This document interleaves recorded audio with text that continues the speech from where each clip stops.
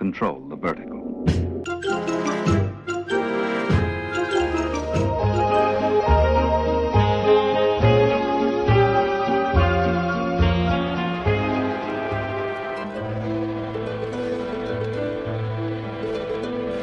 Welcome to Anthologic, the TV anthology podcast.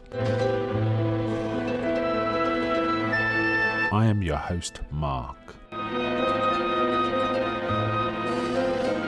Anthologic is a podcast dedicated to exploring the good, the bad, and the odd of horror, science fiction, and the best of mystery suspense anthology shows and series on TV.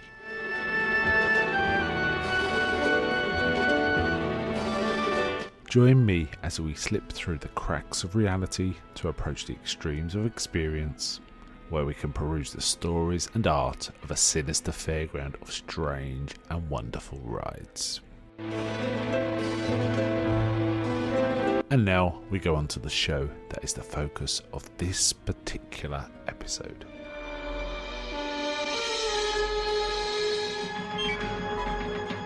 Welcome to this episode of Anthologic with your host Mark. Today we're talking about an episode of The Night Gallery. It is from Season 3, Episode 8, and it's called Finnegan's Flight. This is a single story episode. As I've said before, Season 3 has much shorter run times. It's 25 minutes. This one first aired on December the 17th, 1972. Story written by Rod Serling, directed by Gene Kearney, who's an old hand at the Night Gallery, and got an impressive cast. This one includes Burgess Meredith and Cameron Mitchell, among others. Set in a prison. And it's kind of an interesting one. I believe of the entire run, this is the 88th episode. Possibly story. Hold on. Let me just check that. Just so I can confirm. Yeah, 88th story. And yeah, it concerns men in prison and hypnosis. So it kind of calls back to an earlier episode from season 1 called Dead Man. Basically, it's about suggestibility of hypnosis being so strong that it creates a reality for the person under the influence. This is Burgess Meredith, who is the eponymous Finnegan, but also one of the other main actors in this is Cameron Mitchell, who's always solid, who plays another prisoner called Tuttle, who is able to do hypnosis. And he is the man that's hypnotising Finnegan to be able to see and do certain things. Or experience them at least. Kind of interesting. It doesn't quite work. One of the issues is it opens with a kind of a bang and you don't know what's going on, just to give it a bit of oomph, but it doesn't quite make sense in the place it's at. It should be a bit later in the story.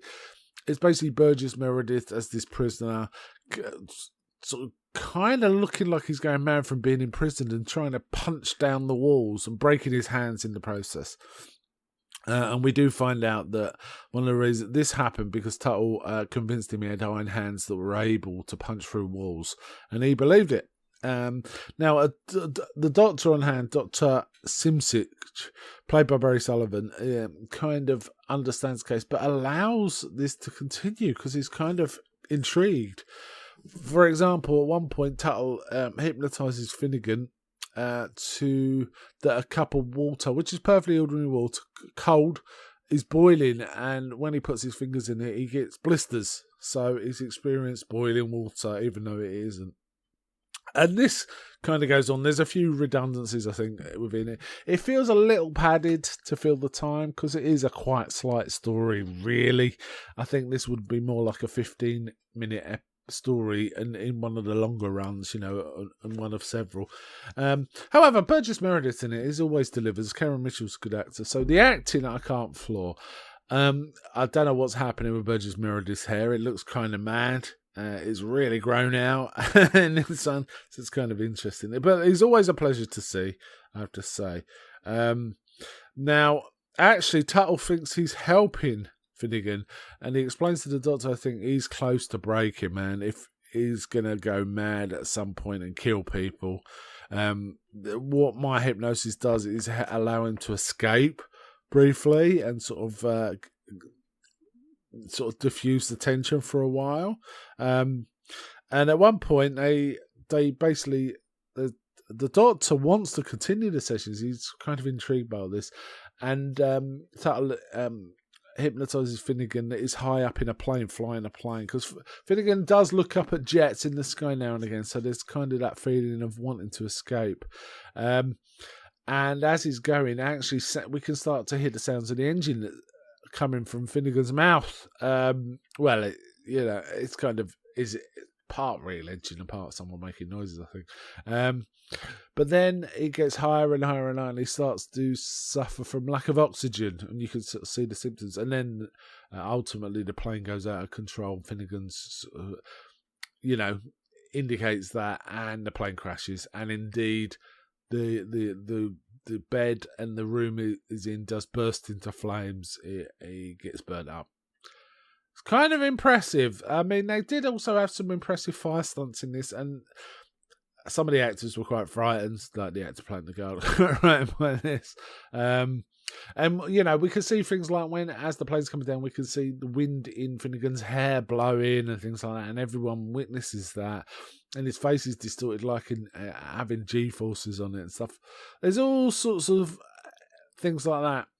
Basically, though, Finnegan dies from the injuries from the plane crash, as it were.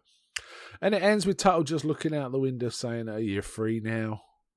Do you feel free?" And it ends. Yeah, it's kind of a downbeat episode. Doesn't quite work. I can't fault the acting, but it did feel like, as a story, it was a little padded. So not the best one. An interesting one, though. Somewhat worthwhile. Not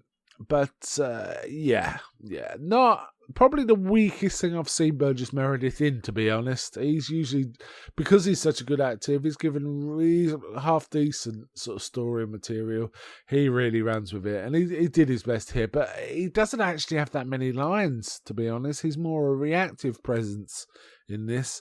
Tuttle's the more verbose one, and Cameron Mitchell gives a decent performance as Tuttle, but even so, it doesn't kind of work.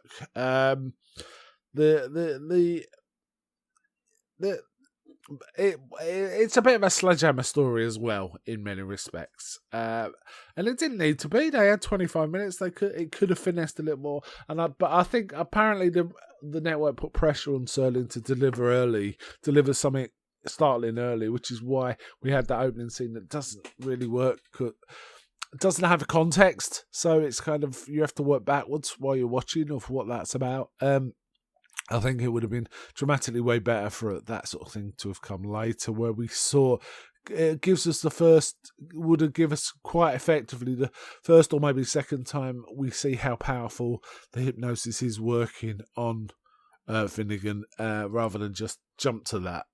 So it suffers from no issue. Anyway, I am going to stop there. But before I go, may I ask, is anybody out there?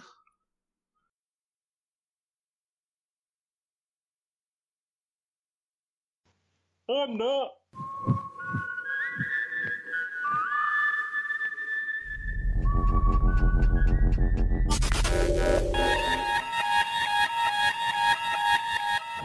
We now return control of your television set to you until next week at this same time, when the control voice will take you to